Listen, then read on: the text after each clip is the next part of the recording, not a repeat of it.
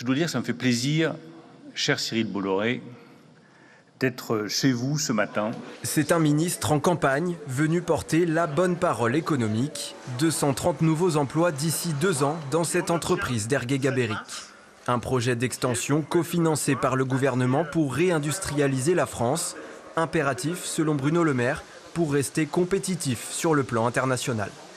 Après 40 années de désindustrialisation, on rouvre des usines, on développe de nouvelles filières industrielles, on développe de nouvelles capacités, par exemple dans les batteries électriques. Et ici, voir au cœur de la Bretagne un centre de recherche qui va se développer, c'est une excellente nouvelle pour la Bretagne et c'est une excellente nouvelle pour la France. Ce site est spécialisé dans la fabrication de batteries dites solides, plus légères et plus performantes pour les voitures et les bus.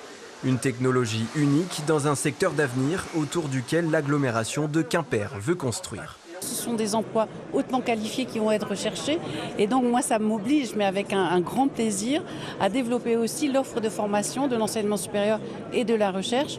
Et c'est à ce titre qu'on envisage très sérieusement d'ouvrir une école d'ingénieurs sur la ville de Quimper. Le pari reste risqué pour l'empire Bolloré qui a déjà perdu 3 milliards d'euros dans ce secteur. Mais le groupe continue d'y croire et mise aujourd'hui sur l'attractivité du territoire.